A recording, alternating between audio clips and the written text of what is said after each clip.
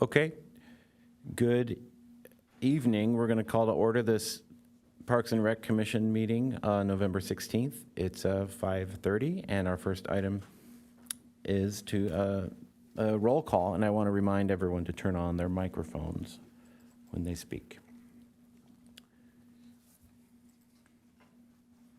And we're doing this via the touch screen. Is that correct, Crystal?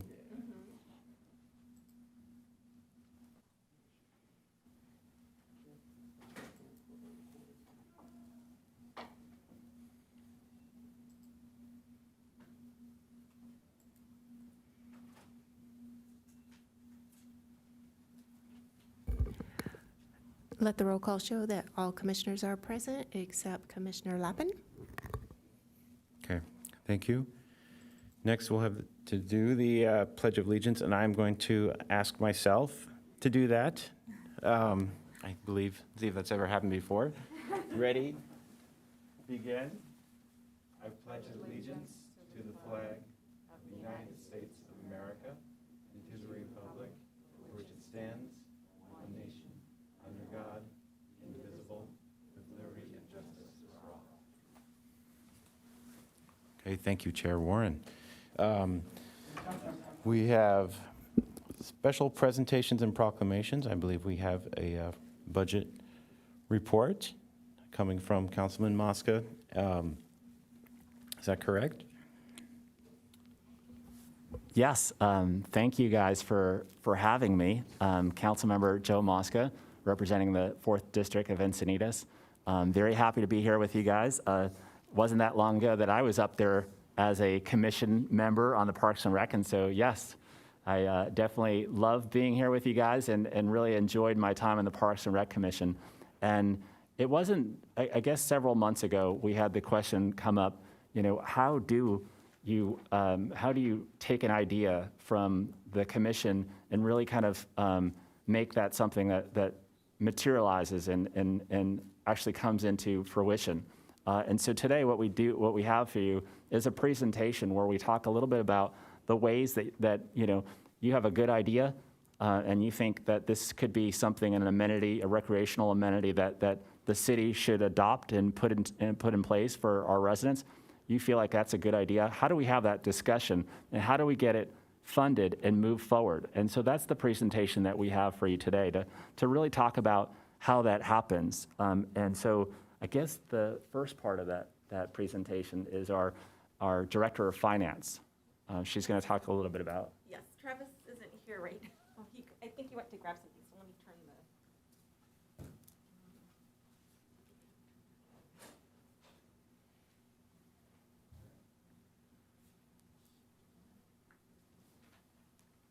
Joe just took us home, but I don't know when he turned it on.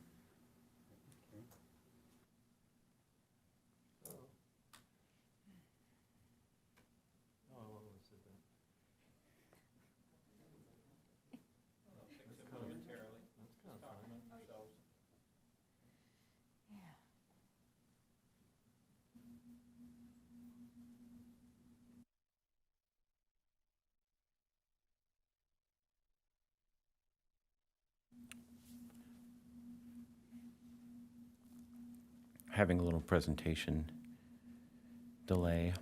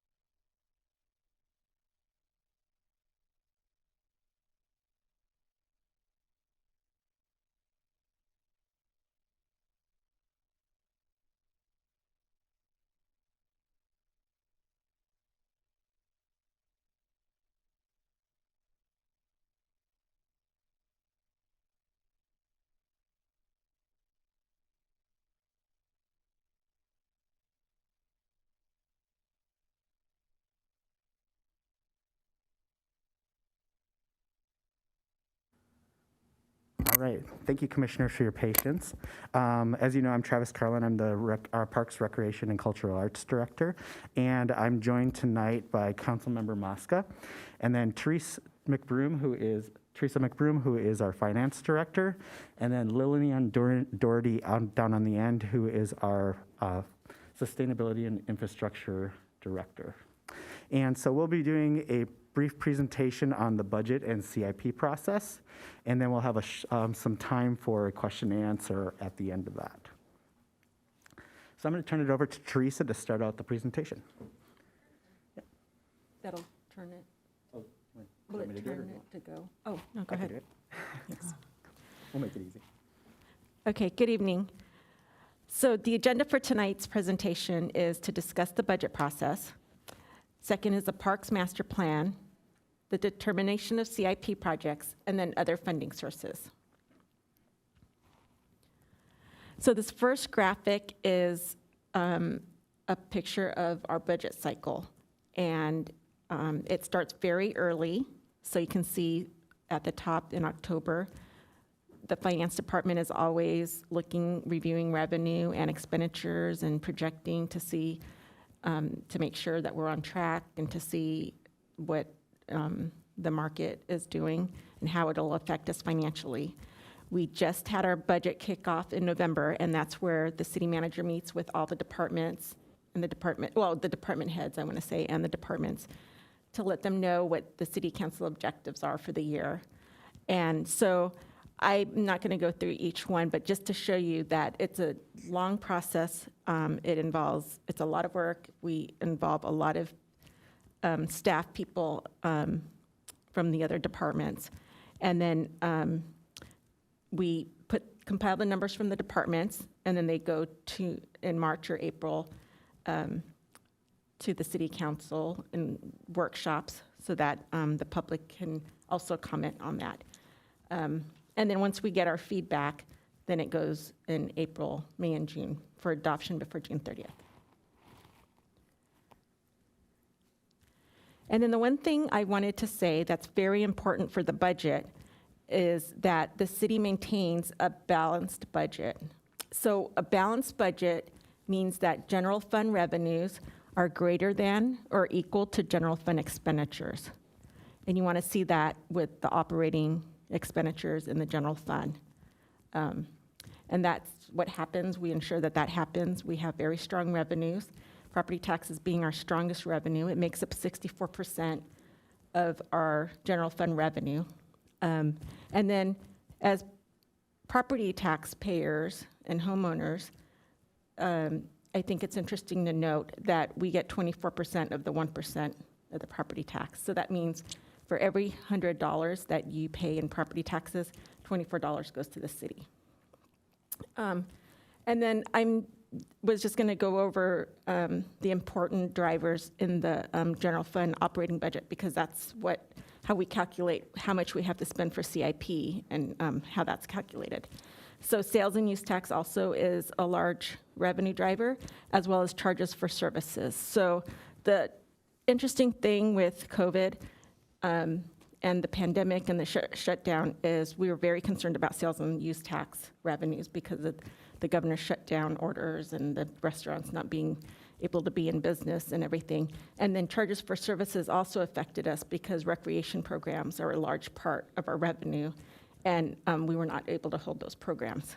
And then on the expenditure side, of course, personnel costs, including salaries and benefits, are a large driver under expenditures.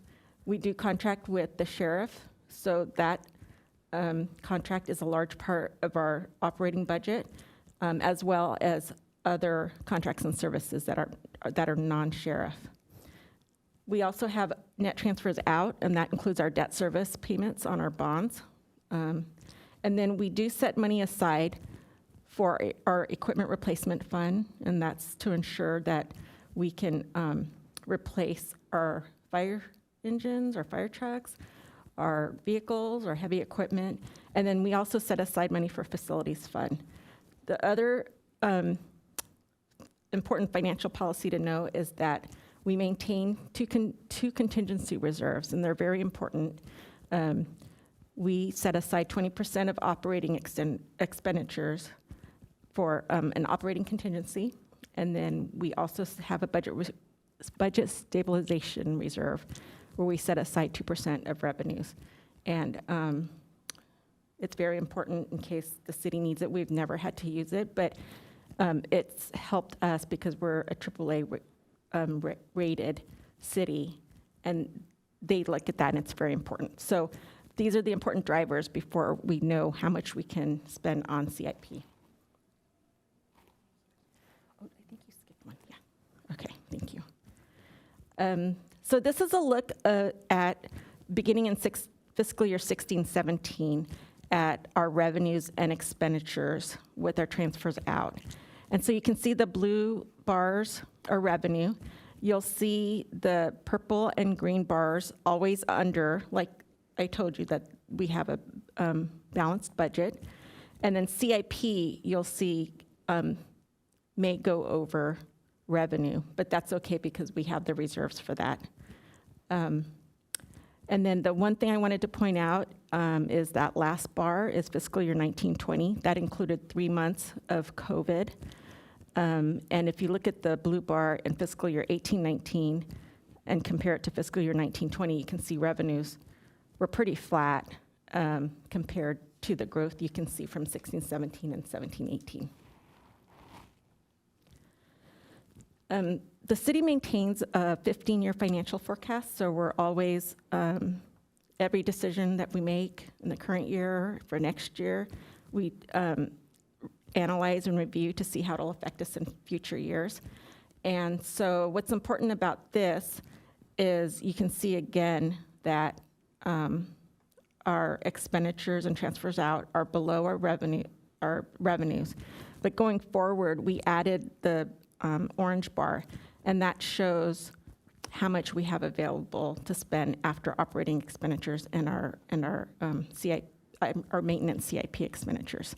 So you can see in 21-22, we use reserves. In 22-23, we don't have any money left. And then in 23-24, we've got the 2.2.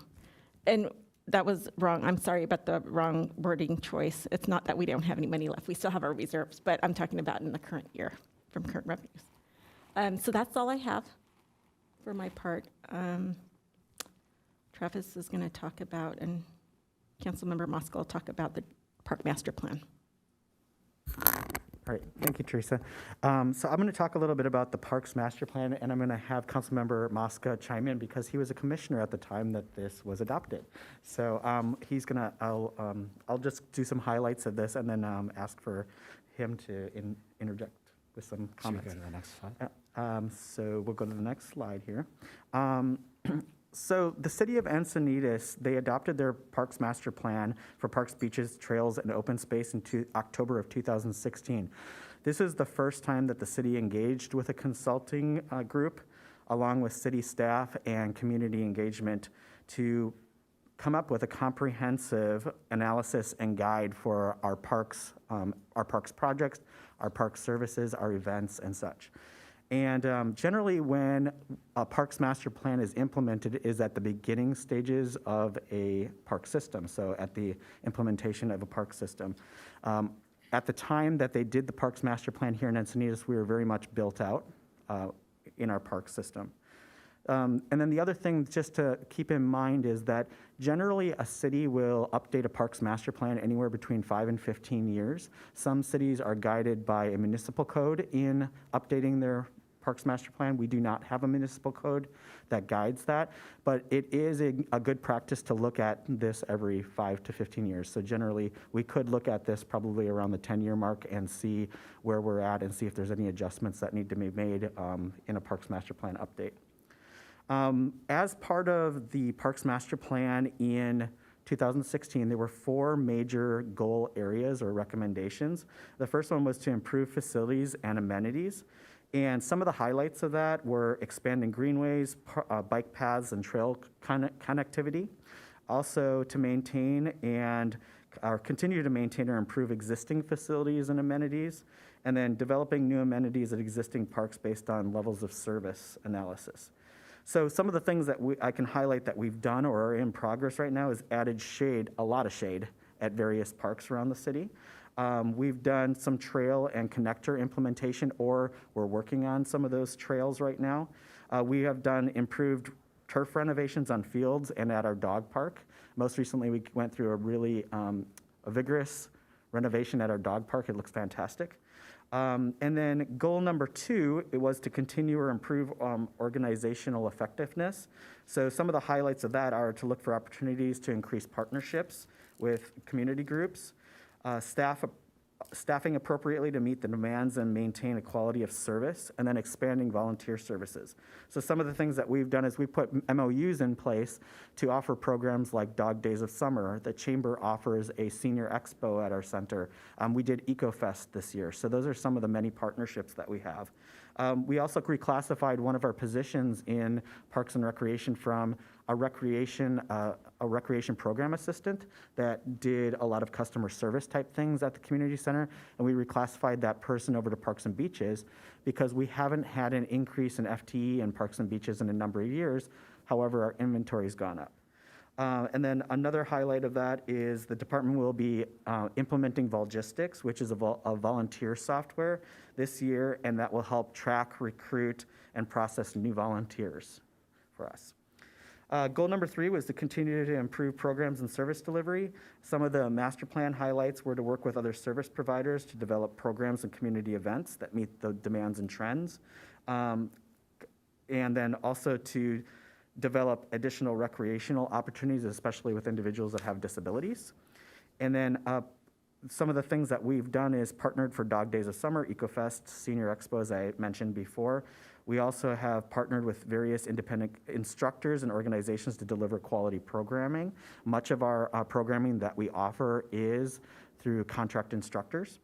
And then additionally, we have an ongoing scholarship program for recreational opportunities for those individuals who have low income in the community. And then also one of the things that we did, the goal number 4 is to increase financial opportunities. So one of those is to pursue grants and other philanthropic opportunities and expose our opportunities to include additional sponsorships. So a couple things that we did there is we've actually done packaging on some of our special events sponsorships to make them more appealing for individuals. We recently secured a sponsor for the parade. Ting Wireless is coming into town, and they're also interested in Cyclovia. So we were able to package that for them to make it more appropriate for what they're looking to do as far as their marketing. And then the other thing I mentioned already is the ongoing scholarship program for recreational opportunities. So Joe, do you want to? Yeah, so the only thing I would add is just that I was part of the commission in 2016 when we actually worked with the then director of Parks and Rec and put the master plan together. It was really a collaborative approach, working with staff and all of the commission members. And I guess maybe one of you may have been on there at the time, but I know that there were just John Giotta, Doug Goad, and a lot of other folks that were historically, that had been on the Parks and Rec Commission for some time.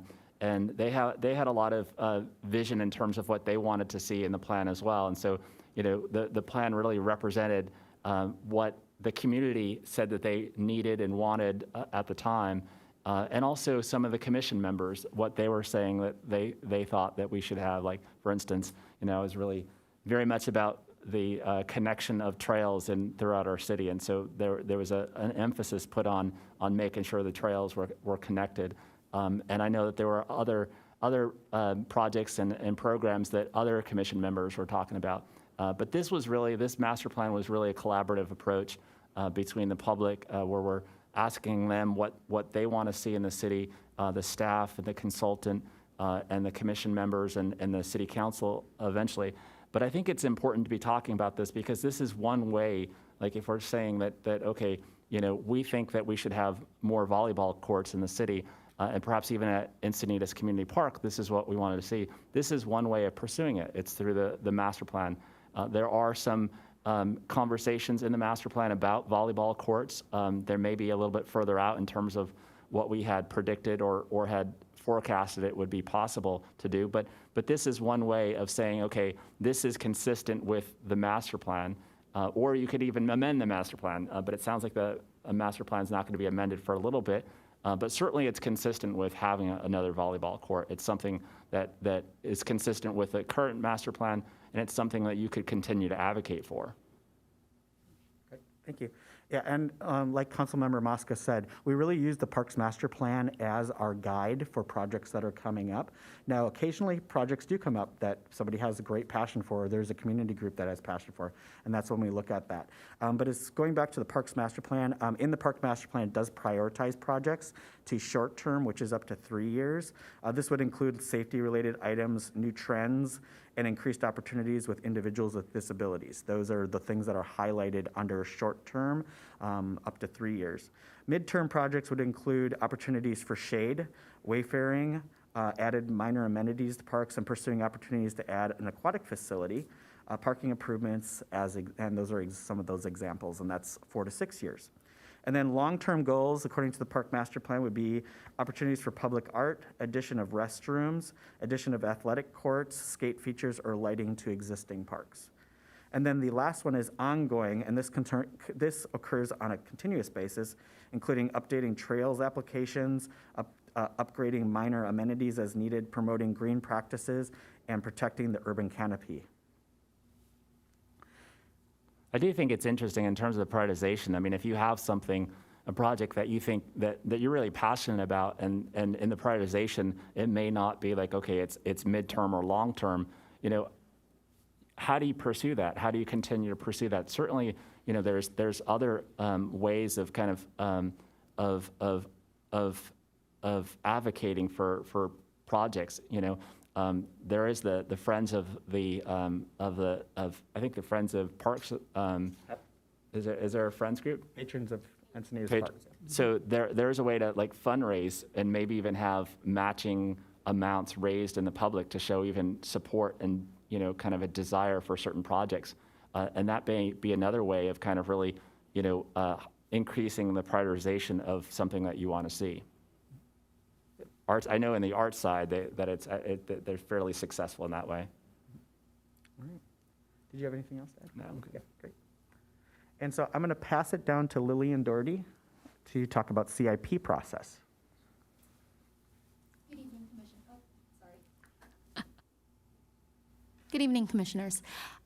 Thank you so much for having me this evening. I do just want to clarify that the term capital improvement refers to much more than what you see. So where I will be talking about what you see, the construction that you see from day to day, streetscape, all of that hard work that's happening. Capital improvement also includes major rehabilitation by our Public Works group, programs such as studies and plans that you see out of development services, cybersecurity upgrades from IT, in art initiatives like Travis leads frequently.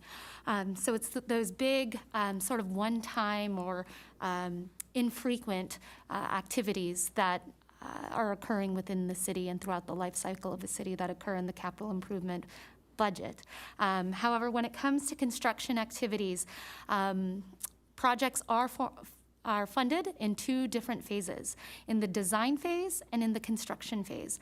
And I just want to iterate that the design phase could take many, many years, and many different aspects feed into the design, things like resource agency concerns, things like public concerns, and that process could take many, many years. We do have to go through Planning Commission, and anything west of El Camino Real also needs to go through the Coastal Development Permit process. So all of those different processes do take a long time.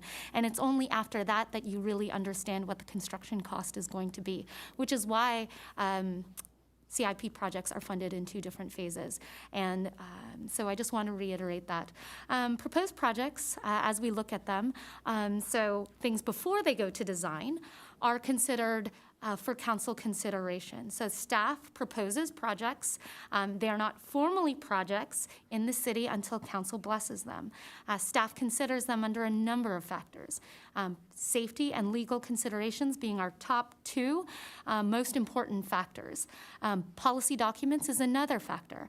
So we look at our Parks Master Plan, our Trails Master Plan, our general plan, including the mobility element that is currently being updated, and our natural resource elements, all of those different elements that guide how staff looks at the overall vision for the city. In addition, there's council direction. There's many new initiatives, such as Vision Zero that recently came to light. And operational needs. Operational needs is a key factor. Things like infrastructure projects that you did not know that were coming to light.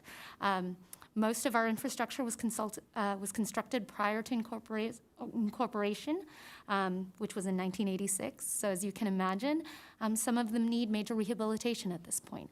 If you frequent the San Alejo Bridge, which I'm sure many of you do, there is a pavement project that will be taking place in the next few months, so to restore some of the pavement that you've seen starting to erode due to wave action. So taking into consideration all of these different factors, staff then takes the proposed projects and the ongoing projects, whether they're in design phase or construction phase, and puts them into a list.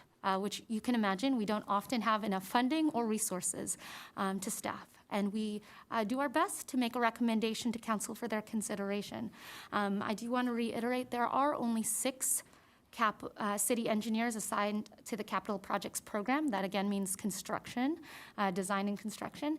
And each of the engineers does work on multiple projects that are in different stage each year. But again, the capacity is limited. So our ability to move forward, our goal is, however, to put them into a long-term plan, roughly about 6 years, so that we can meet all of the requirements and desires of the city. I think it's so important to kind of hear what she's saying and kind of really understand it, because I think a lot of times, for example, not necessarily connected to this, but just as an example, we have several groups throughout our city that want to have crosswalks, safer crossings or something like that. And they'll say, Joe, it's taken so long. I could go out there and just paint it myself, paint a Continental on the sidewalk, on the street myself. And sometimes they don't realize how much goes into that project and how much has to go into in terms of the design and review of it and the whole 9 yards is just a lot. And so I think understanding what it takes to, for instance, to deploy and to construct a volleyball court at Encinitas Community Park, understanding what that process is and what it looks like really helps in moving it forward. Knowing that the conditional use permit or whatever permit that is on that park doesn't allow for that, allows you to kind of think about, okay, this is a more, even though it seems like it's really simple, it's much more complicated because we have to amend the use permit for that park to allow for that. And even understanding that the neighbors in the surrounding areas had fought some of the usage of that park, very vigorously. And so, how do you amend that? And so it's a kind of more of a complex process. But I think understanding that and understanding what Lillian is saying really allows you to kind of to move forward in a constructive manner.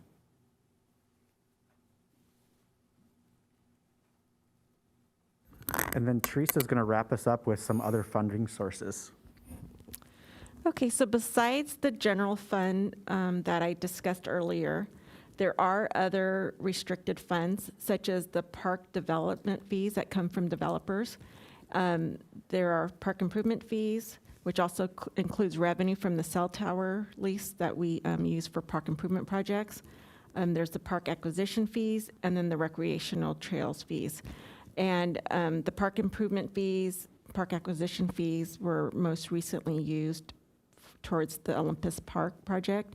And so that's getting built up again. But that's other funding sources for your group. There's also grants. And then the city is always available to accept donations and contributions. And I'm thinking like some of these fees, and Travis may know more, but or somebody within our development services, the park improvement fees, which may come from some of the development impact fees, that may have been flat in the past, but now as we see some of especially the housing element sites come to fruition, and those are 200 units on, for this building or 150 units in this building, those impact fees are going to start flowing in. And some of the funds that are in those impact fees are going to be specifically set aside for parks and recreation programs. All right, so at this point, we'll open it up for questions. Okay, well, I have a couple questions and a huge thank you to all of you because that was really great, super elaborate. Covering many of the questions that we had. This need kind of arose because we were talking about how does the budget work and and maybe with the volleyball funding starting, we said, well, how do we get this happening on some of our other projects? So I really appreciate that. I wanted to ask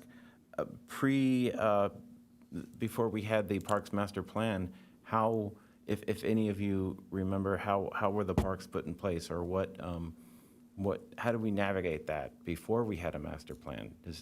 Were any of you around, or maybe Travis, you know? I remember there was actual documents and studies that had been done in terms of the, there's you probably know in terms of like the situating of parks within, people should have access to parks within so many miles or something like that. And so I know that there were some guiding documents before that really kind of informed the master plan process. So I'm not sure what existed, but I think there were some guiding documents even before the master plan. Councilmember Mosca is right. There was just not a comprehensive plan of the entire park system to really determine how far away should people be from a different park and different things like that. But they did have different documents that altogether kind of formed our park system. Okay, thank you. And I just wanted to echo the complexity of getting projects off the ground with the sand volleyball. We have this little bite-sized piece that we feel pretty good that we got that moving forward, but we're trying to communicate what exactly happened to the Sand Valley community, and even with this little piece, it's very complicated, and we're just getting underway. So that's the idea of a design and construction and breaking that out. That's really good for everyone, not just us, but anyone who's wanting to know, why hasn't this happened yet? So thanks for explaining that. Any other questions? I have a couple, if that's okay. Okay. How did you guys go about collecting the input when you did the Parks Master Plan? You commented that there was a number of people in the community that come together, and I was just curious how you went about organizing and collecting that information. Sure. So I was not here during that process, but generally during a Parks Master Plan input, what they do is they do a cross survey of the community. Where they survey a number of community members, different demographics. I don't recall how they did it here, and I can check into that a little bit more for you, how they collected that data. But much of the time, sometimes it was done in the past through phone calls. Sometimes it was done by actually going in and completing a survey online. Those are different ways that they collect data. Okay, and then So we had open houses. We had multiple open houses with. Remember, we had the big signs out there, digiboards out on the corridors announcing open houses. We had surveys that went out to the public, and we did a bunch of different things in trying to kind of hand out cards for people to take the survey and to allow us to understand more about what was important to them in terms of amenities. And so there's all kinds of data. The data that came out of that master plan study is really important, and it really ranked different amenities and what people felt were so important in the city. And so, yeah, I think it's really foundational information. do we still have that data available? We do have the data available. It's actually all compiled in front of me here. Oh, in the Parks Master Plan. So it does talk about the process. It talks about Okay. how they collected data and such. So it's very comprehensive. So if you ever get a chance, there's some parts that are really quite interesting. I will read it. Thank you. Two other questions. How do you hold, or how have you historically held or allocated budget for the long-term projects? When we were talking about there's the short term, the medium term, the long term, and I'm just curious, when you think about these really big, like an aquatic center, there's so many phases. So if you know that that's something you want to undertake, have you found any strategies that have been really successful for saying, I know I want to have budget for X project. It's a long-term project, but we also have these short-term and medium-term allocations that need to occur. But how do you reserve funds to make sure you are able to actually execute on those longer-term, bigger projects? That's a really good question for Lillian or Teresa, because we actually, but I mean, in the past, I think we've had, so mobility is one of the number one priorities for besides public safety, for the city of Encinitas. And, in the past, we've had healthy reserves. And so we've been able to fund a number of our major mobility projects. But going forward, there's not the type of money funding that we've had in the past. And so as we're starting projects now, it may not be that you have this major project like Birmingham Streetscape. There may be money that has been identified for design, but not actually identified for the construction of that project. But there's a feeling and hope and faith that we'll be able to as we move it forward, that there's going to be perhaps a $1 trillion package that the President of the United States signs, and we'll be able to get funding from that. But there's always grants that come up, and so that's Lillian's team and Teresa's teams that are applying for that. What does that mean for the Aquatic Center? We've had many members of this commission that have been very passionate about an aquatic center and have been talking about that for so long. And I would love to see something like that happen, which actually was identified within that planning for that park. It's something that it's something you'd have to dedicate a large amount of time to, because it's not necessarily consistent with the top priorities of the city. And so it's something that you'd have to be committed to and really advocate for and hope to move forward to funding for design of it, and then eventually find grants to allow that to happen. But I know that there are some members, prior members, that were very passionate about that and had done a lot of study work on that too. Okay. Thank you so much. This has been really, were you going to answer? If I may also add, so with very large projects, our approach as a team is now moving toward phasing. So if we can break up large construction projects into pieces, we're finding that seems to be the best approach. What we've seen over the last year is a significant rise in construction costs. So on an average year, it's about 8%, which is significant in and of itself. However, in the last year, in some areas, it was as high as 14%. And I'm sure all of you have probably heard from your neighbors, maybe yourself has experienced a year ago or 2 years ago, a kitchen remodel could be $30,000. This year, people are seeing $40,000 to $50,000 easily for small kitchen. So our goal as a team is to look at our large-scale projects and to take small bites at the apple by implementing them in ways that make sense, and give us a benefit and a use, but with the entire project vision in the long term. That's going to be an issue for us too. That just the inflation of these projects. That we have the same expectation. I mean, what do we have? 30 projects on or more on our CIP. And so, those projects just continue to appreciate. And when you see, while I think it's good that we have the $1 trillion package on the national level, that means that more projects will start kind of moving forward, which will mean that there's more of a demand on labor and materials. And I know the county, the region's been talking about a $163 billion transportation system. Clean power. We're a $400 million agency and spending a ton of money on renewable energy within the county. So there's a huge demand on labor, and the materials are just going up and up. Supply chain issues, and so all of these projects are appreciating in cost, and are costing us astronomically more tomorrow than we thought they were going to be costing us.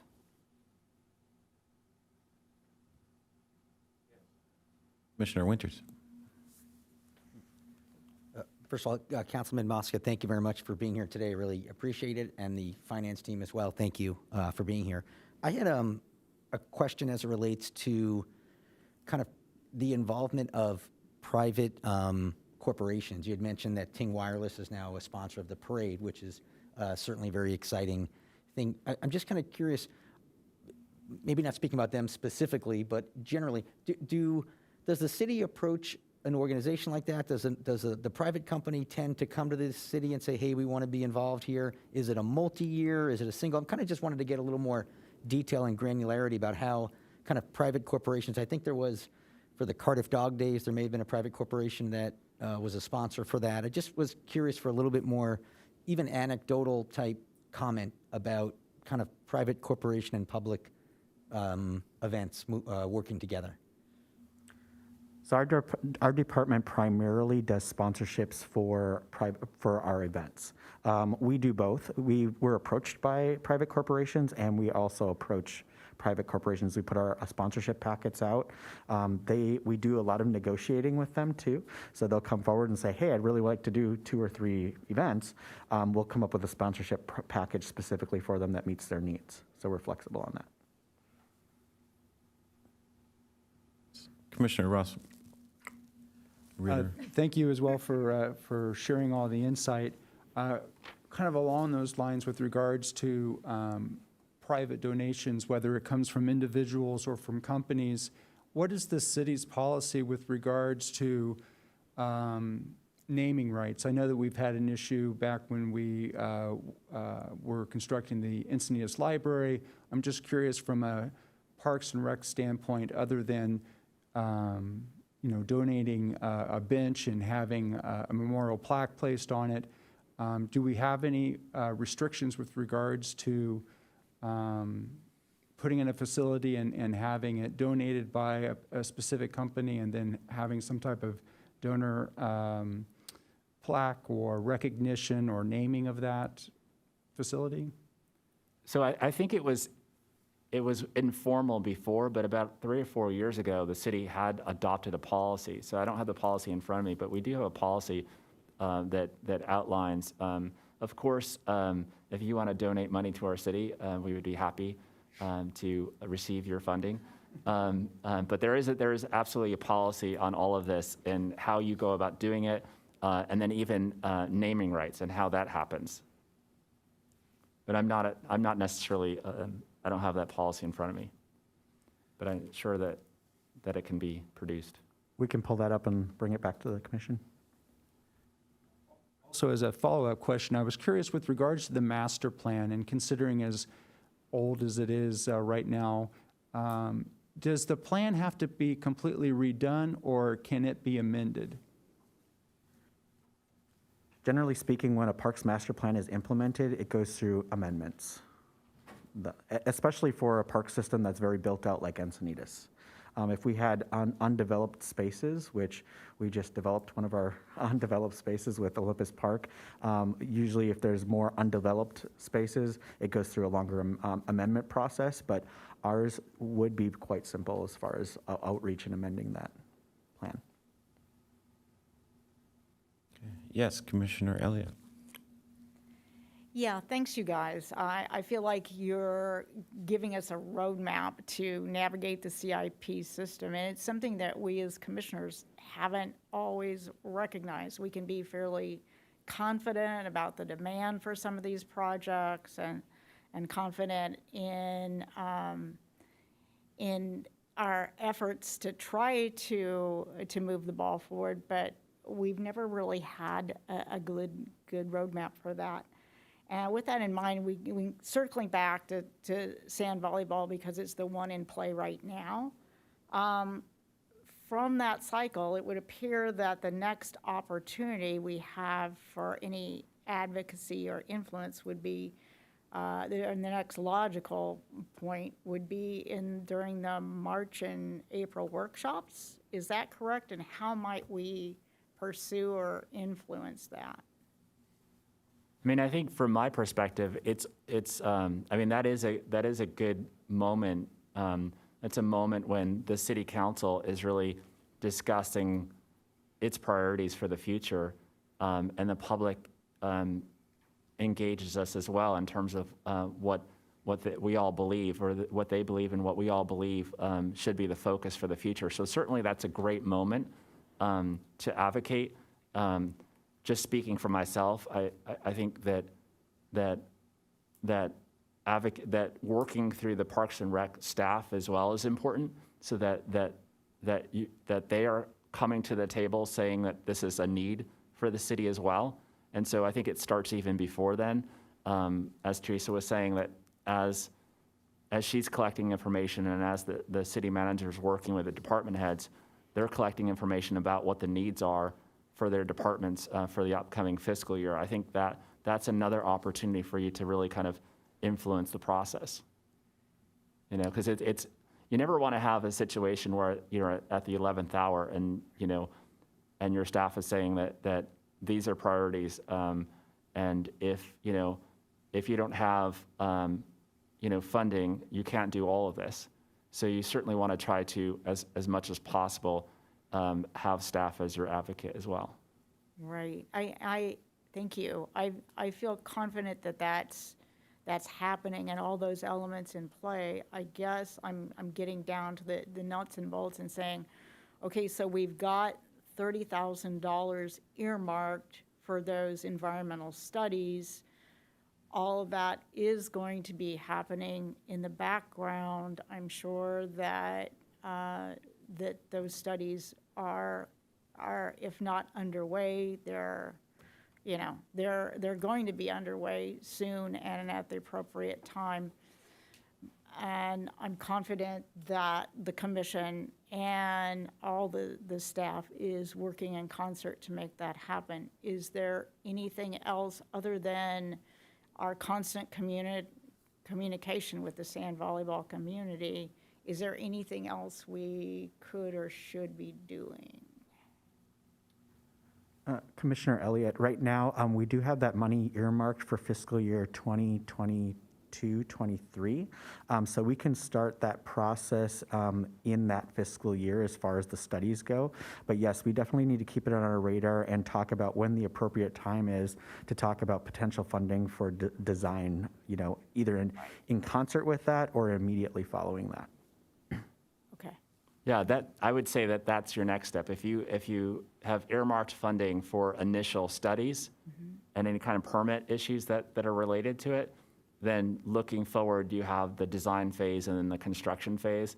And so getting something in the CIP that allows you funding in the outer years, or even just kind of identifies the line item, but perhaps doesn't have funding associated with it, but it allows us to at least kind of look at grants in the future. Okay, thank you. Yeah, that's much more exciting than the environmental impact reports. That sounds like more fun. Thank Although you. they're critically important. And that's We probably going to be where the work is. Okay, thank you. Yes, Commissioner Winters. I was curious, does the city still have an open space fund? So we had, I'm sorry, Teresa's probably. We have an open space acquisition fund. Yes, we do. That's paid in by the developers. Thank you. Okay. Do we have it? Yes, Commissioner O'Halloran.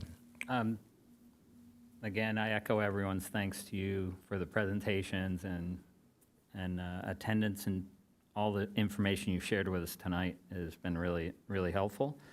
Going back to try and put a point on the sand volleyball, I know the $30K that we have approved sounds like it could be used. It's not specifically earmarked for all the volleyball, but for courts.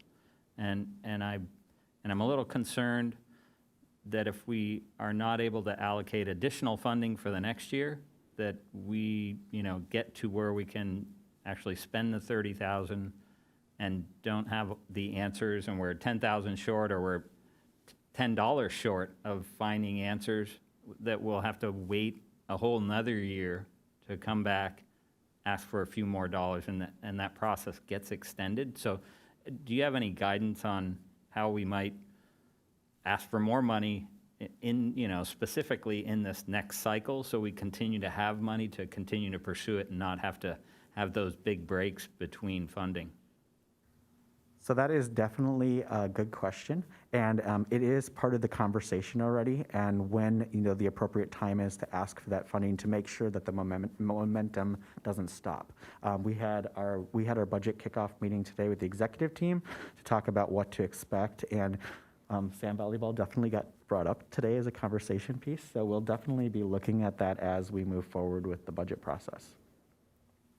Yeah, I mean, you won't know until you know, right? I mean, they're going to have to go out to bid, I would imagine. So would it be privately bid? Yeah, it'll be important for us to get adequate quotes as well so that we understand how much that is going to cost. And a couple of our commission members brought forward a consultant recently in the last year who did a very good overall presentation of what are the costs to put in sand volleyball courts. But the other thing that we also have to look at too is that there's a need for pickleball. So what's earmarked right now is to look at the feasibility for changing the special use permit to include sports courts. So it's not specific just to sand volleyball, but are there other opportunities as well? Yeah, definitely understand that, and thank you. And yeah, however we can stay involved and try and make sure that we do have an allocation of money in that next budget to continue the progress, that would be great.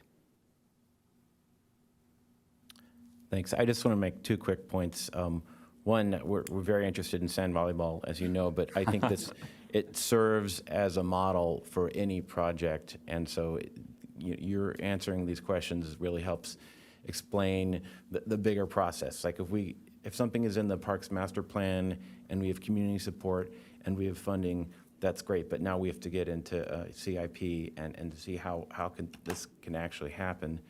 And the other thing I think that we want to make sure we're doing, if we go through the work plan and we say, okay, Aquatic Center, sand volleyball, if there is something we can do, we want to know. And that sounds like what Commissioner Elliott and Commissioner O'Halloran are asking. We want to make sure that we're doing everything we can to support the community in these projects. So we will continue to say, okay, what can we do now for these projects? Because we like to make progress when we can. Yeah, and thank you again. Do we have any other questions? Okay, well, that was great. Thank you. Thank you, guys. Okay, moving on. Do we have any oral communications? There are none. Okay. Do we have any changes to the agenda?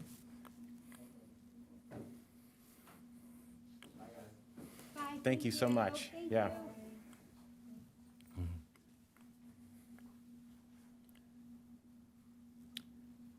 Do we have no changes to the agenda?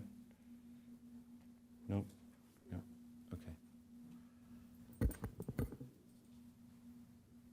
Okay.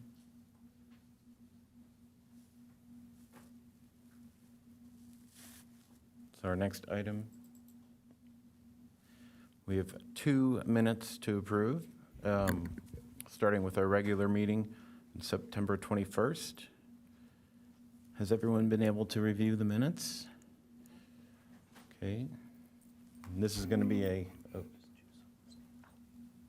online voting, I believe. That's- I haven't had it yet. So do we seek a motion to approve? We need a motion and a second, and then we'll vote. Okay. Motion to approve. Second. Was the second Commissioner Hanson? No. Oh, I'm sorry. Winters, okay.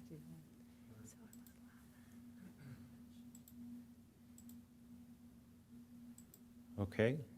And then I have to hit record here. We're ready.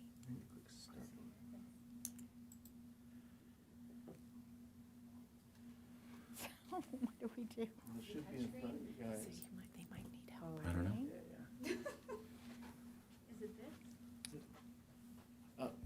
Click the agenda/voting tab on the Okay. Oh, button to your right.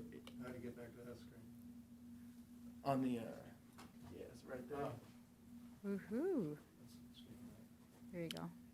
And you can touch screen it. And then, yeah. thank you for There the you help very much. Good job. And then do I record or stop recording?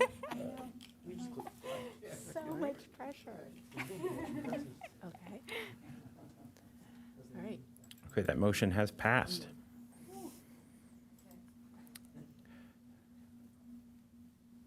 Okay, next we have the October 22nd minutes from the special meeting, which was our tour. Do we have a motion to approve those? I move approval. I second.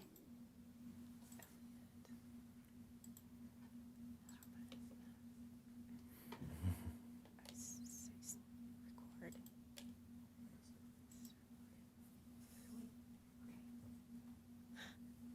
I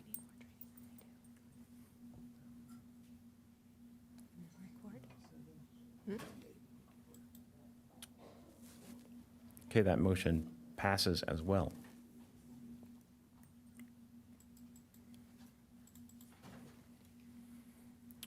Okay, item 8, action items. First up, we have the Parks and Recreation Commission work plan. We can go through, starting with the annual tours. So we just completed one of those, and I believe we were all present. I don't think for this work plan, that's the only tour we're going to be doing. Is that correct? Okay. Yeah, that was very, very fun, very successful. It was great to get out and connect with the commissioners and talk about our facilities and programs. Vice Chair Lappin and Commissioner O'Halloran and Commissioner Hanson, do you have anything you want to comment on the tours? I really enjoyed the tour, and I learned a lot about our parks that I didn't know about, and I was interested in how we can make the city more aware of how they can take advantage of what we've made available to them. A marketing plan. Okay, thank you. Thank you. Anything else on the tours? Okay, item 2, attend city-sponsored events. We did attend EcoFest. Some of us were volunteered for that, and that was very, very fun. I think it was a successful day. The weather wasn't the best. Director Carlin, did we have a movie night? We did have a movie night in October, and that event was pretty successful. We had probably around 75 individuals who came to that movie night.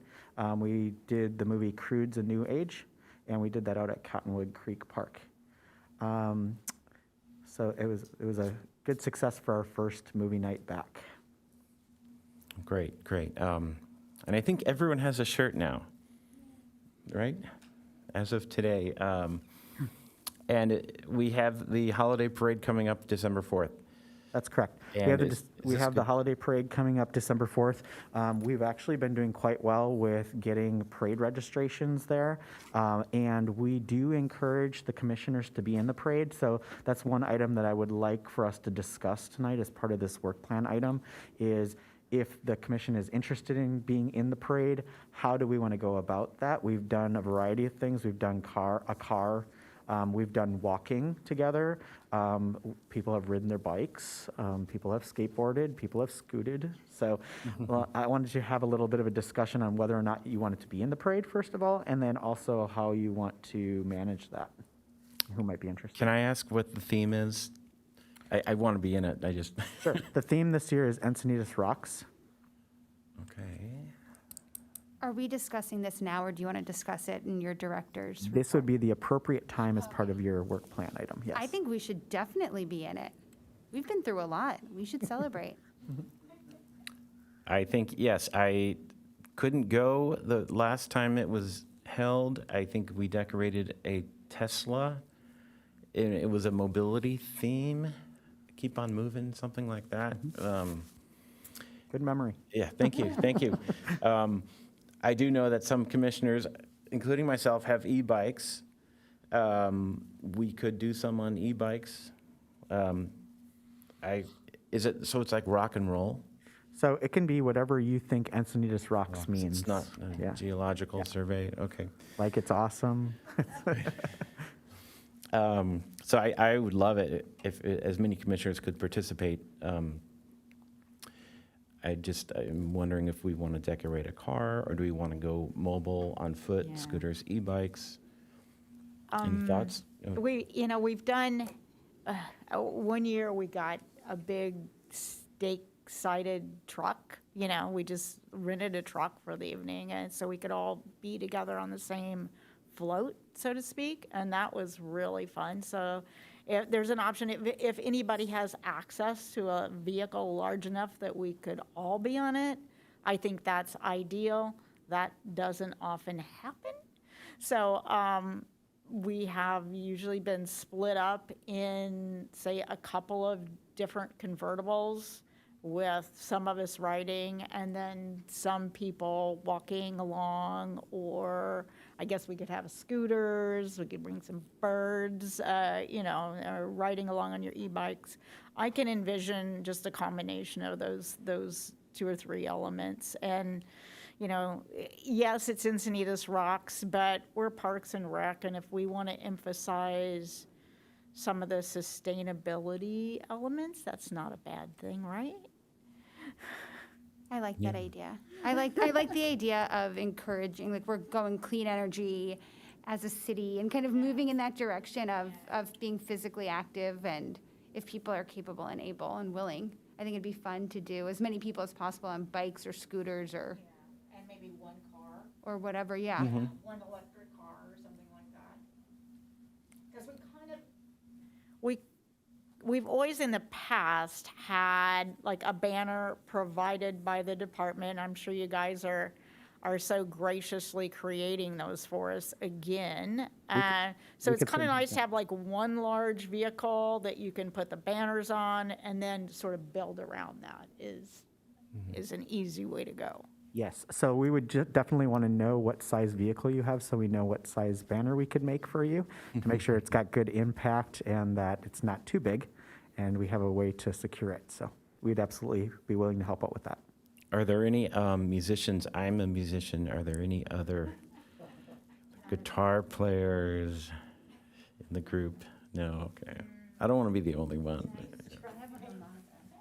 As much as I would love to attend this event, unfortunately, I'll be out of town that day, so I'm sorry. Okay. I was like so psyched to bring my electric scooter along there too. That would have been great.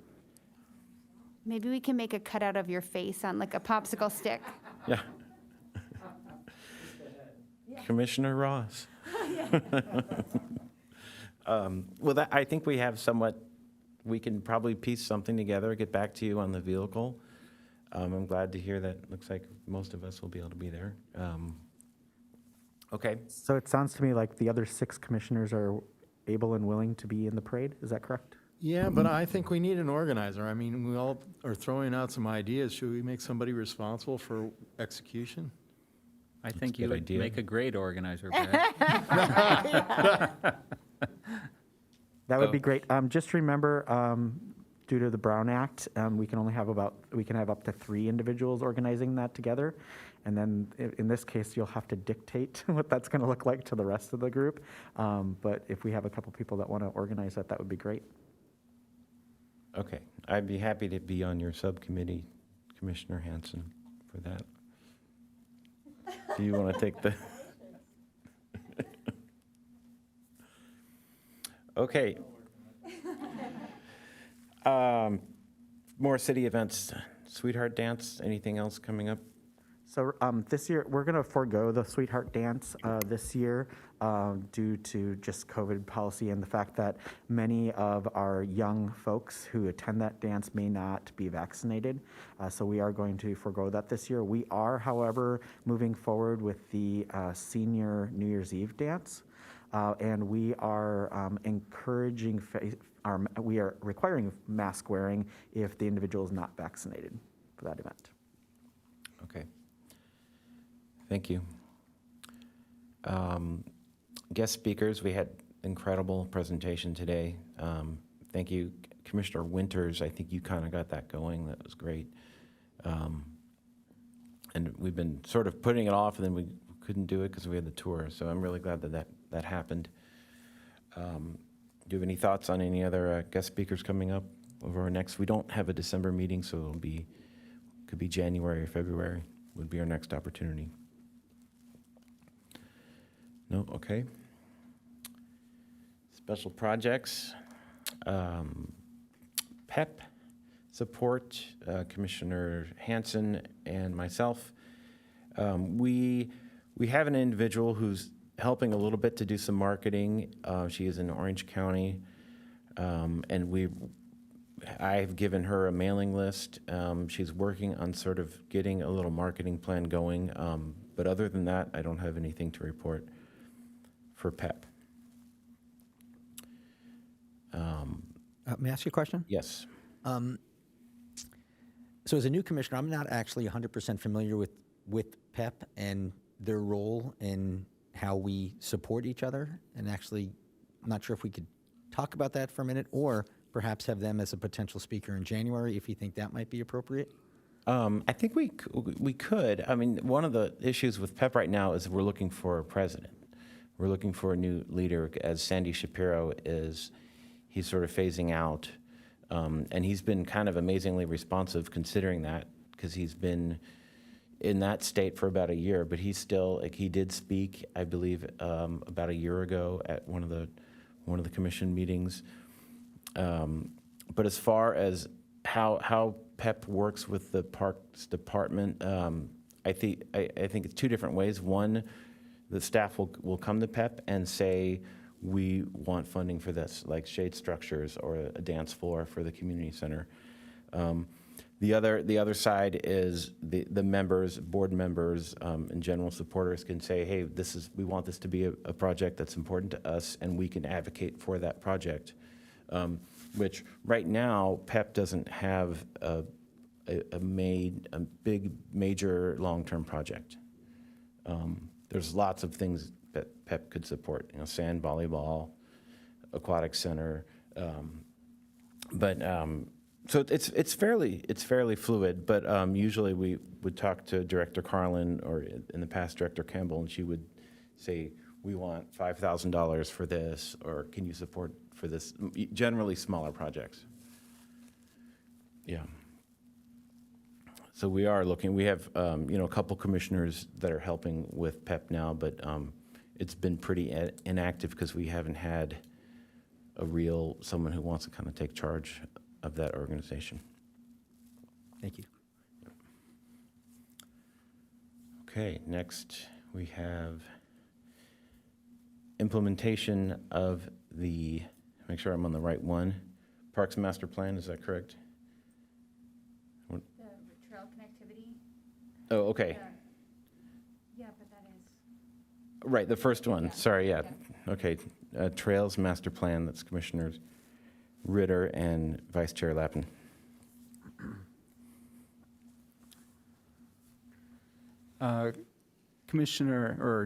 Vice Chair Lappin and I have been in communication with Director Carlin, as well as previous ops manager Saul.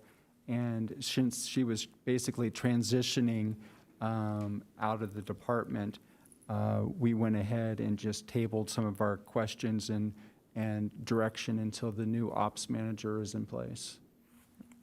I do have an update on trails, though, that I can share with the commission. We have received all the bids for Trail 95, and that is the 950 linear feet of trail that will be happening.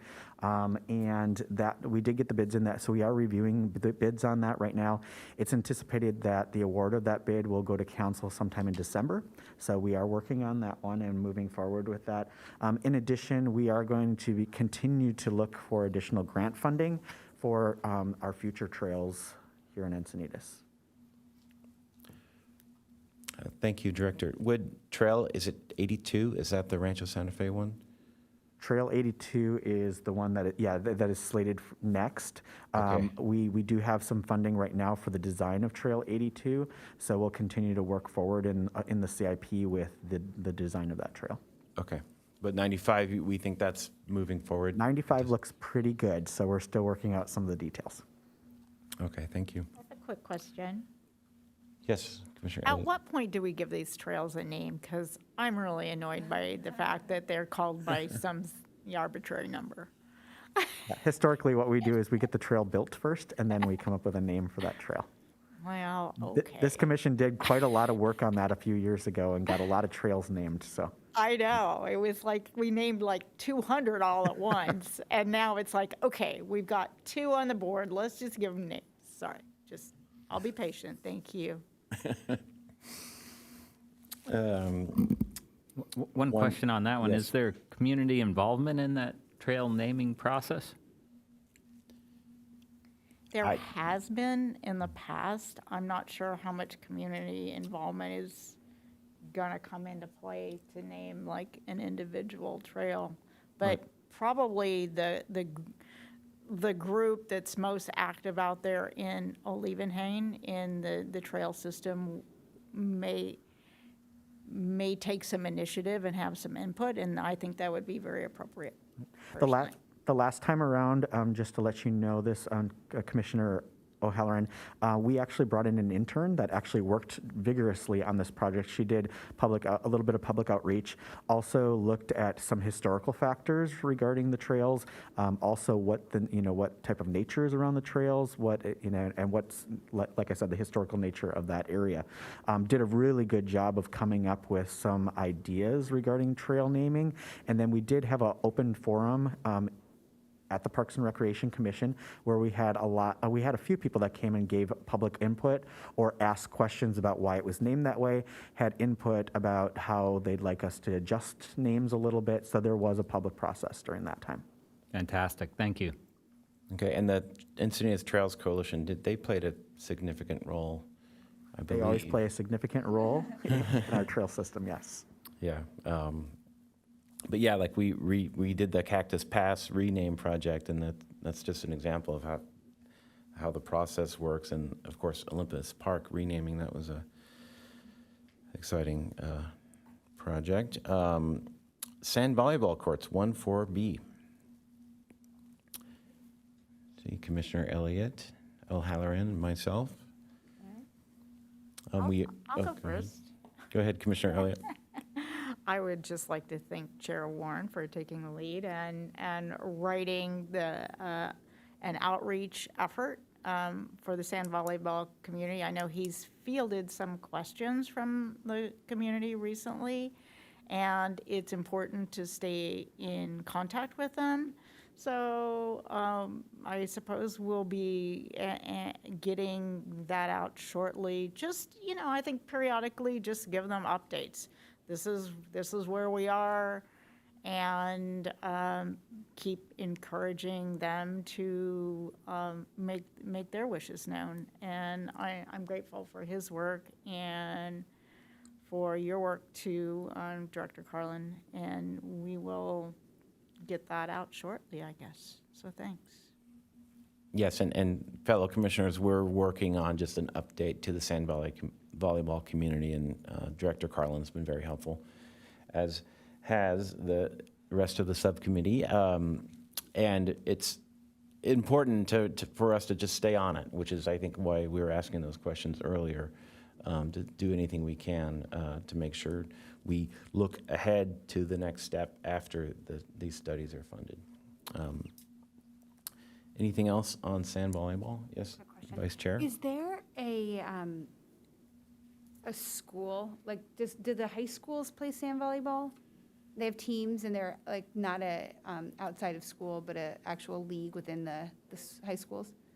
And would they be interested in using these fields too? Is that? Yeah, they have, I believe, both at SDA and LCC, they have club teams. And those are some of the individuals that were more passionate and wondering, after we sent out the initial request for support, I think it was from SDA, one of the coaches said, hey, how's it going? How's it going? And generally we feel like we have good news for them, because we wanted this first step, and it looks like it's going to happen, so. Yeah. I did have one question on the funds that we have approved. What's the process as we get closer? We don't have to, do the details tonight, but as we get closer to the start of the next fiscal year, what's the process for determining, or is it sand volleyball or other sport courts, or the sequence of what are we doing first, and those kinds of details? So what will happen is once our Parks Operations Manager comes on board, the new Parks Operations Manager, this will be assigned to him to work with planning and work with Roy Sappau's group over in planning to look at what is feasible as far as getting an RFP out to engage a consultant to help us with that work. And we have a lot of things on our plate for next year, or for this year, the remainder of this year, and for next year. So I would tentatively say that we're probably going to be looking at that study probably around the holidays next year is when it's going to happen, if not sooner. Okay, thank you. You're welcome. Thanks. 3.1.a, continue to develop the vision of an aquatic center. No real update. We've just been playing kind of back and forth with Lucille to get an update on what's happening from the school district, the high school school district side, because I know that it's been an ongoing project for them. And I was actually just thinking maybe we could even get Lucille to give a presentation at one of the spring meetings, just if we're able to catch her and get on her agenda. I'm happy to send her an email and see if she would be interested in both catching up with us and maybe presenting to us what her group has been doing in parallel to what the city's been doing. Yeah, that would be great. Actually, Lucille probably has more background, more historical background than anybody that I can think of in Encinitas. I mean, she's appeared before the council before, before council and before commission before. So that would be great. Okay, thank you. Item 6, research best practices and policies in regard to multi-use trail sharing.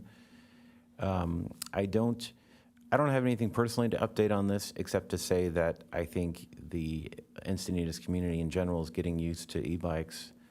As e-bikes are, it's not just e-bikes, but I know that they're the newer element here, and I think that's a good sign. And as far as e-bikes on trails, I again personally think that's a good thing because if people are going to be on the roads on an e-bike and they could not be allowed on a trail, I think it's generally better that they're on a trail.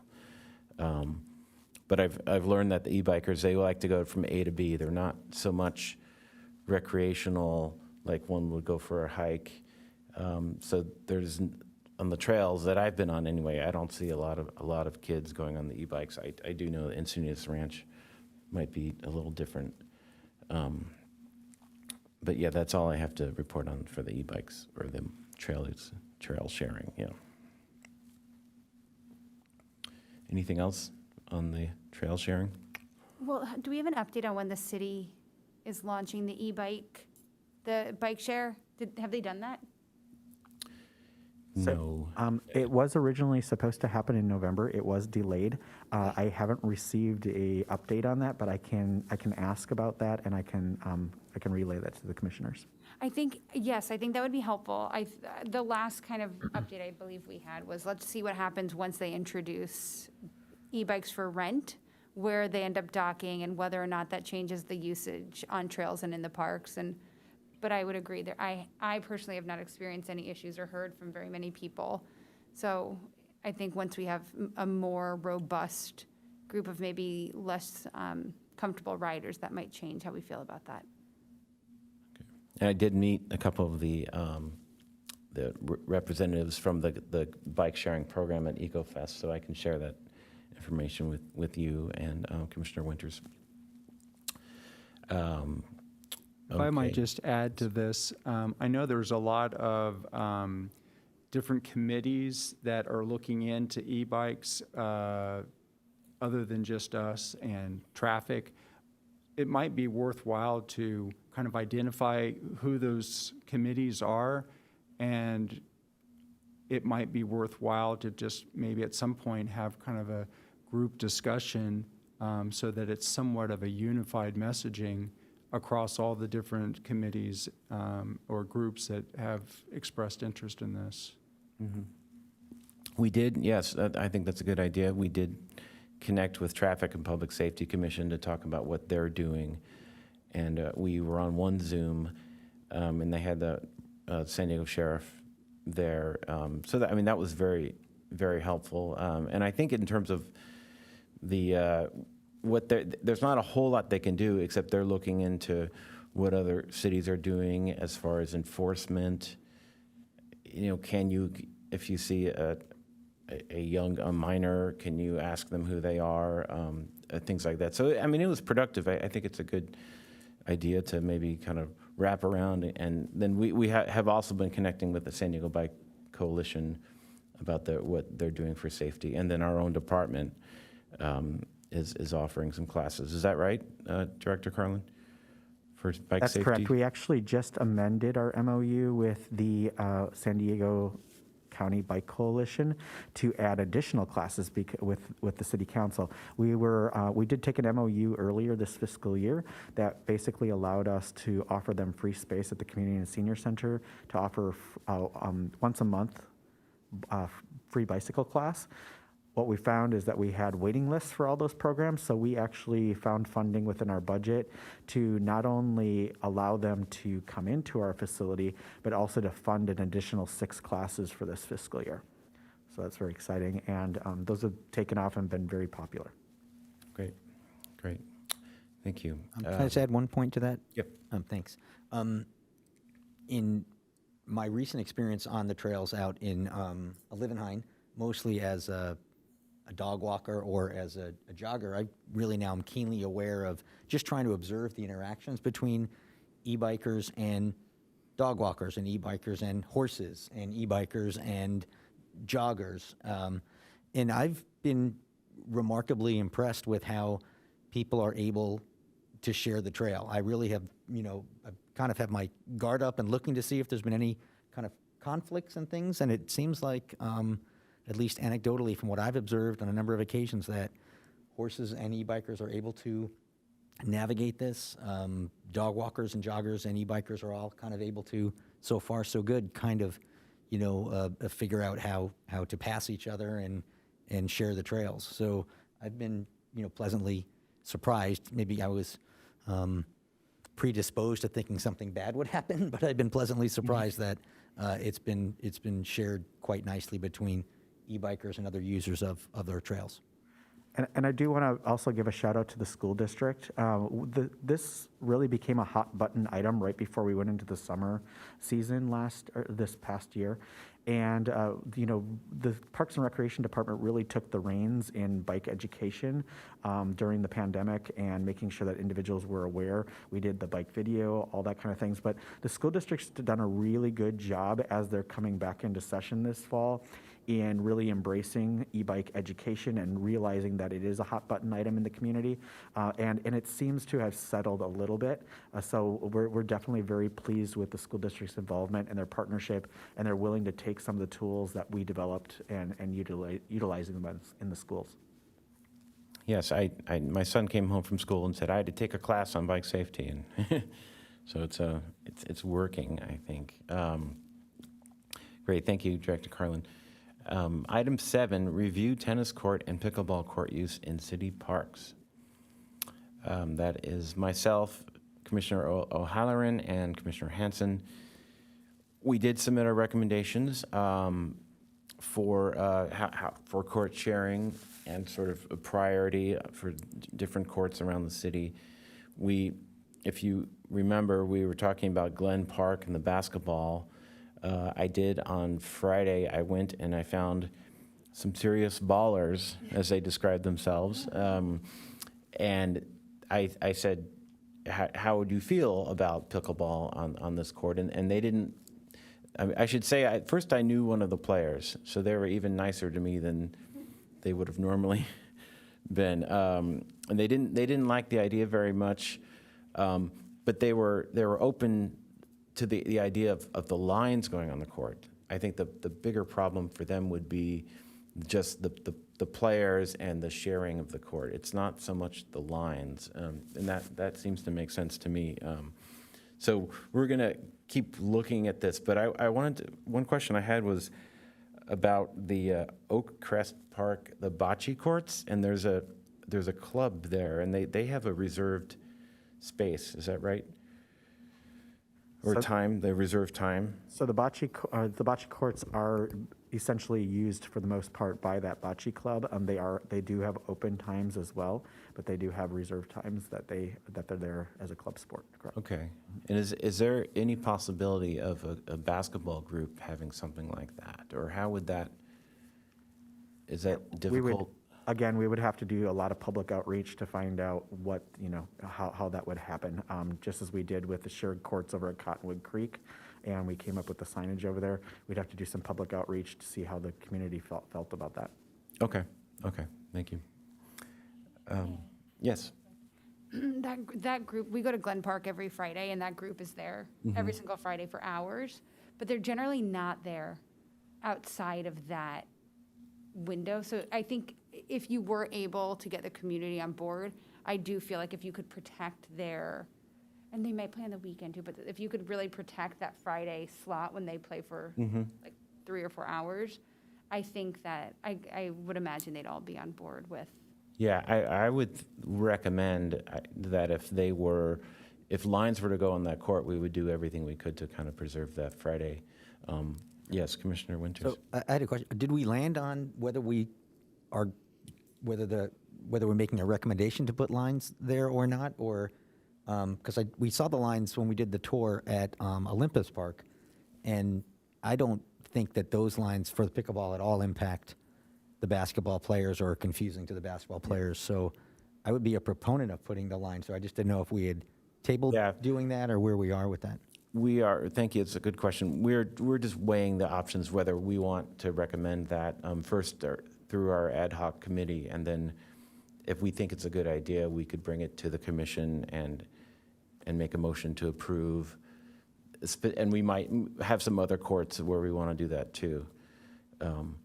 But yeah, so we have it, we had that in our recommendations, but then we took that out, the one Glen Park item, and we approved the other recommendations. And from a staff perspective, we feel that there needs to be more public outreach on that, especially since it's generally not done. Olympus Park is a little bit different. The other thing about Olympus Park is that I don't know that people have really caught on to the fact that there's a pickleball court there yet.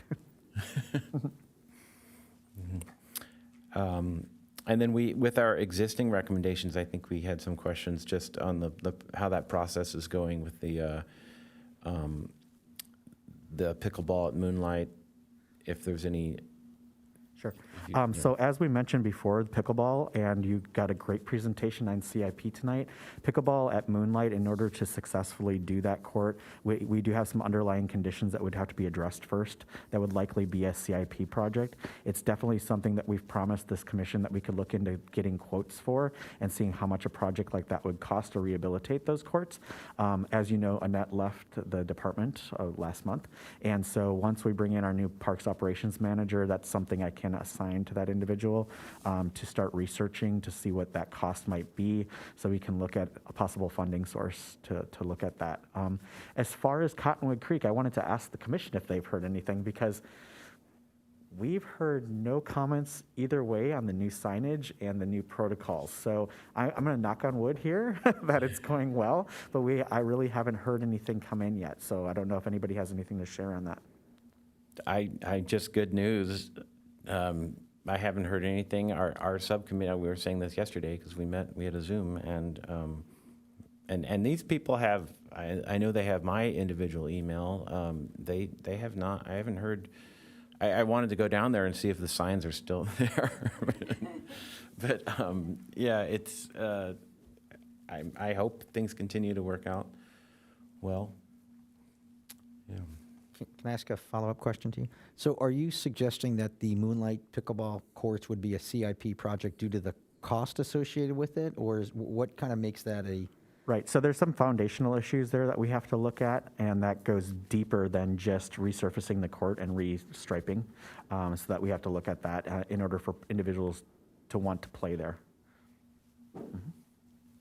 Okay. Well, I mean, those individuals are currently playing there, right?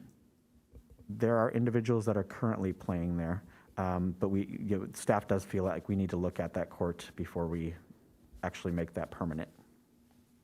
Okay. One other thing I wanted to touch on was the having the pickleball community understand or highlight that Olympus Park is available for use. I think one of our recommendations was a map of some sort to be posted at the, like Cottonwood and the other courts, so that it highlighted where actually we have The other other options. availability. Mhm. And I'm not sure if we had any update on that, Sure. that The one, recommendation. the one thing I do want the commission to understand is that Olympus Park does have limited parking. It's meant as a neighborhood park and for individuals to walk there. We've had several issues at Olympus Park that the neighborhood is concerned about. So we are taking our time on that just to make sure that we have some of the other issues corrected before we encourage additional individuals from outside the area to move to that park. Okay, yeah, and that sign could also help someone who wants to play tennis at Cottonwood and not know that there's this beautiful court at Glen Park that has no pickleball line, so, yeah. But thank you, Director Carlin, yeah. Next, we have review compost options in city parks facilities. I can give a quick update on that. I've emailed with Ashley, who's an analyst at Public Works, and this falls, I guess, into her purview. And I've offered to build out somewhat of a framework of what other cities are doing and how they're composting organic successfully in their park systems. When we lived in San Francisco, there was composting everywhere, but the economies of scale required for us to be able to achieve that are probably a ways off from where we are right now. So I want to just look at some other comparably sized cities and see if any of them have figured out a good way to offer green waste and organic composting in their parks or beaches without an excessive cost associated and/or like a whole flock of rats moving in. I stopped by today the Encinia School District Farm Labs, and I noticed they have a really nice composting setup where you can they have everything kind of organized, and then they have on-site vermicomposting, which is where worms then get to work breaking down all of the food waste. I don't know that we're ready for something like that, but I thought it was a really nice idea of a way that you could potentially begin doing some smaller scale trials at some of our parks. I don't know if the parks, if someone like Ashley if it would even make sense for them to look at something that small of a scale, but I would just like to see how other cities are approaching this and if there are some creative solutions that we could potentially try out here. So we'll see. Okay, thank you. Yep. Item 9, fitness trail and court feasibility. It's Commissioner Ritter and Commissioner Winters.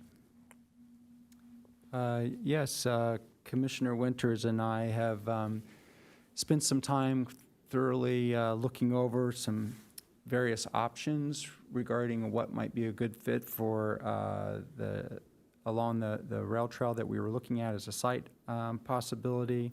We have identified a vendor partner and have participated in a couple Zoom meetings with them to learn more about their program. We've also worked with them to create just a very preliminary concept that we were requested to provide by North County Transit District to provide us kind of preliminary approval that they'd like us, that they would be okay with us kind of utilizing that space. So we actually forwarded that concept to Director Carlin on Monday, and then he's reviewing it, and if he has any questions, we'll address those, and then hopefully we'll get that to NCTD shortly, and we'll just see what they have to say. So we'll wait for their reviews and comments, and then we can move forward with the next steps. Oh, great. And I'm going to ask one question. You are working on getting support from local business organizations, I believe, if you don't have it already, right? Yes, I have been touching base with both Cardiff 101 Main Street, the Cardiff Town Council, and there is grant funding that would be available. I have a grant application currently that would be a good start for the program. Okay, thanks. Any questions on Fitness Trail? Court, yes. Okay. Do you have anything else you want to add? No, the only thing I'd just add is that I would just give a lot of kudos to Commissioner Ritter for really being a great leader on this project. He's done an excellent job. And I also really want to especially thank Manager Carlin, because really every time we send an email or ask a question, we get an answer right away. And it's just very responsive. And what it's done is really make Commissioner Ritter and I just feel quite comfortable and excited that we're taking the right steps and doing the right thing in this preliminary initial phase. So I just want to really give compliments to the two other people who've been involved that make me look good too. So that so thank you. Great, thank you. That's good for the current work plan items. We have, is it the changes to the, no, okay. Are we on the 9 already? Okay. Park operations report, thank you. Thank you, big screen in front of me. So I'm going to combine the parks report with my director's report, and I'm going to let Tracy go first with the recreation services report. Good evening, commissioners. As you already know, December 4th is the holiday parade, and we've already discussed that. We're excited for those of you that can participate, and we'll miss you for not being there. But we will celebrate and show how Encinitas rocks. The New Year's dance, as we also said, is on. Tickets went on sale for that yesterday. They're $10 and includes music, dinner, and a toast. It's from 2 to 4:30 p.m. on New Year's Eve. We are actually looking for volunteers. So if any of the commissioners would be interested or know someone that is interested, volunteer hours are from 11 to 5:30 p.m., 11 a.m. to 5:30 p.m., but you don't have to be there the entire time. If you are interested in volunteering for any or all of that, please reach out to me. We'd be happy to have you there, and I'm sure our seniors would be happy to see you as well. Art night is December 11th at 7 p.m., and there is that free shuttle to all of the different galleries throughout the city, and we encourage your attendance. The Ciclovia event is on the 9th of January. We're currently in heavy planning for that, in tandem with all of the other events I just mentioned. The rec guide is in its final stages of review, and we anticipate those being out and delivered to houses on December 6th. We are currently still looking for staff for our community and senior center, everything from recreation assistants to help with programming setup, and front counter customer service to nutrition aides and kitchen aides. Just to give the commissioners a bit of an idea, we generally have about 30 to 35 staff members, part-time employees, and we currently have 5. So we are running the entire center with 5 part-time staff, which, as you can imagine, is quite challenging, and a lot of our full-time staff are flexing hours and pulling a lot of weight in order to continue to serve the community at the high level that we enjoy and is expected. On some good news, we did receive a grant from the San Diego Seniors Community Foundation for the amount of $1,500.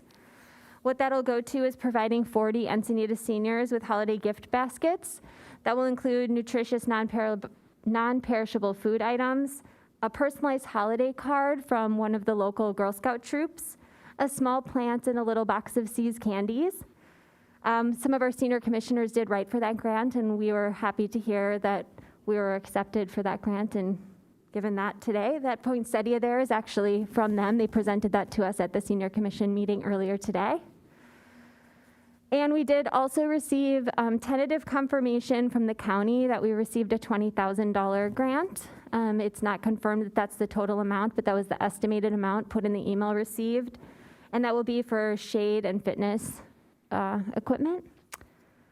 And I believe that concludes all of the updates for Parks and Recreation. Well, thank you, and welcome again. Seems like you've been here a while, but you're not that.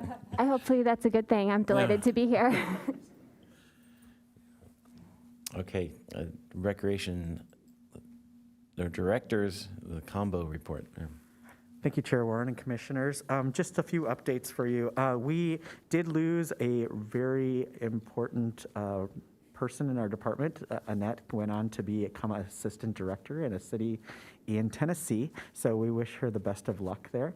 And we did have a little bit of other staff turnover in our department. We lost a Parks and Beach supervisor, and then also one of our management analysts who works in Crystal's in division. So we've been doing a little bit of recruitment, and I just wanted to say that I'm really proud of the staff to really keep the boat afloat. We've had a lot of people step into doing roles that they're not used to doing, and really, making sure that we continue to move forward and provide the best services that we can in parks and recreation and cultural arts.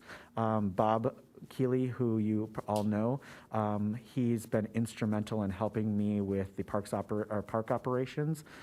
He's very responsive and has done a great job. But with that, I am excited to announce that we do have a new parks operations manager coming on.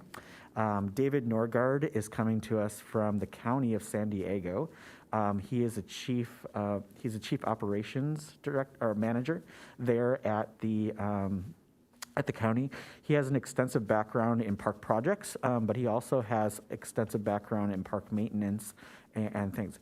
The one thing that's exciting about him is he's a landscape architect. And he's worked with one of our city planners before at the county and had rave reviews. So we're excited to have him come on the 29th. I can't wait because I can give him some things off my plate, so that's exciting. We're also right now hiring for a Parks and Beach supervisor. We're doing interviews, first round interviews this week for that position, and then we just finished some interviews for a management analyst position in our department. So we're rebuilding the team a little bit, and bringing some new individuals on. I'm still in the training mode with Tracy and really getting her up to speed, but she's a smart girl and she's done an amazing job already. The other things that I'm working on right now are a per capita grant. We have some funding that will be coming from the state. Right now we're working on the final steps in that grant process and getting the CEQA exemption and everything in place. I'm hoping to send that grant off by the end of November. It's actually due at the end of December, and so we'll get that off to the state. In addition, the Encinitas Ranch Gulf Authority, their RFP, there's a new RFP process that we are required to do. We've had a contract with the current management company for approximately 20 years. So we are going through that RFP process, and so that's a big item on my plate that I'm working on and trying to get that underway with the ERGA group. In addition, we're going to be, one of the other things that's on our work plan for this year is to look at software for registration software and for permitting software. And so Crystal and Tracy will be taking on that project later this year. And then the last thing is, all of you know that we've entered into a license agreement with Outer Spatial. Nick, who is our events and marketing guru, he is also in charge of that project. So his big project right now is getting the holiday parade up and running, so that we have that going on December 4th. And then he's also in charge of Cyclovia. So he's going to be working on the Trails app in tandem with that, and hopefully getting a good handle on that by probably midwinter on the Trails app. Great, thank you. Well, questions? There's still a lot of good people left in the department. Yeah. Any questions for Director? Yes. Well, I just wanted to say thank you, Director Carlin, to you, your new staff, your existing staff, everybody who's still here has really just kept Parks and Recs going forward and making progress, and really want to say thank you very much for a hard year, a tough year, a couple of years, and really job well done. Thank you for your support. Yeah. I had a question about Cyclovia. I forgot to ask Tracy, is it going to be in real life or is it virtual? No, it will be in real life. Okay, cool. Great. Okay. I had a quick question. Yes.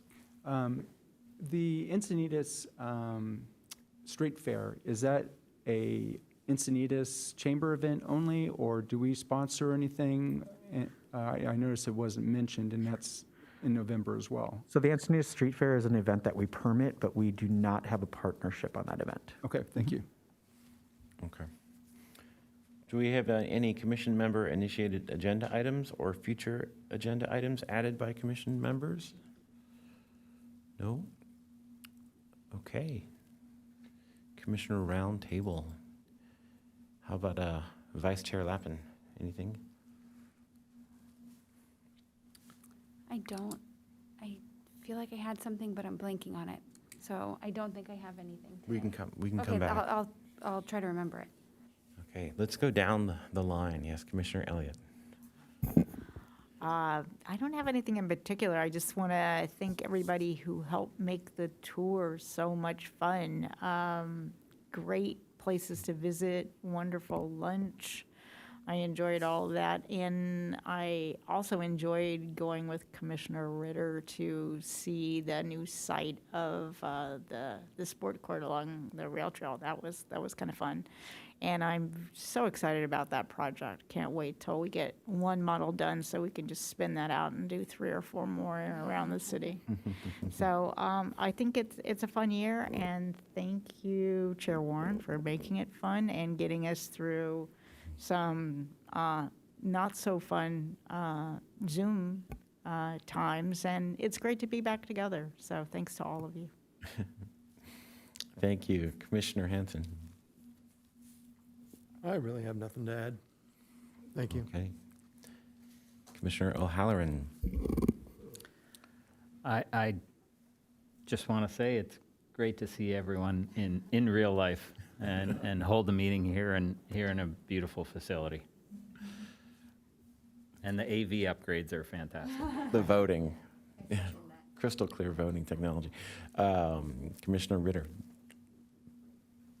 I guess what I would just say is sometimes I listen to the variety and diversity of things that are on Director Carlin's plate, and I am like, how does one human deal with all that work? So you obviously do a fantastic job of that, and even on a skeletal staff, you seem to be making things happen. So I'm very excited about that. And it is great to see everybody, and it's a much more meaningful meeting, I think, when we can all see each other in person. Yeah. And eventually, hopefully, we'll see each other's smiles. I have a great support team. Commissioner Winters. Yeah, just wanted to actually thank you, Chair Warren, for supporting me and getting the finance presentation today. I think it was really helpful, and I really appreciate you being extremely supportive of that and not just allowing it to get on the agenda as quick as you did. So I appreciate it very much, and thank you. Oh, no, that's great. Thank you. Yeah, that was important, and it was hard to juggle that with guest speakers, believe it or not, because we usually don't have a lot of guest speakers. But I might seem a little redundant, but I don't think it is. Director Carlin and your staff, you guys are doing an incredible job. Sometimes they don't realize that you have lots of vacancies and are shorthanded because you do remain to be responsive. And it wasn't that long ago where Director Campbell was here. So you're still feeling out this position, and you're crushing it, in my opinion. So it's great to see everybody. There are lots of job openings in the department. So please, if you know of any relatives, anyone who might want to, just check out the departments. When I first met Director Campbell, she said, this is the fun department of the city. And for the most part, that's how it is. So it can be very rewarding. So that is all I have. I was going to say Happy Thanksgiving, and Vice Chair Lappin. Thank you. Director Carlin, do you know if much about the McKinnon sidewalk project that's happening and been happening? I don't know if that's us or if that's traffic and public safety, but I wondered if you had a quick update. That's actually through it's through traffic and public safety. Yep. Do you know much, like, was it an ADA complaint that? I don't know the answer to that, but I can okay, find out for you. Okay. It's more just, I was just curious how they got that done so quickly, and whether or not it was something that our department could also find a way to use to get things like sidewalks done very quickly. That was all. Thank you. Okay. Thank you. Happy Thanksgiving. Hopefully we'll see almost everyone at the parade. Oh, yeah. And I get to use this? I'm going to adjourn this meeting. 7:20. I'll see you in January. Yeah.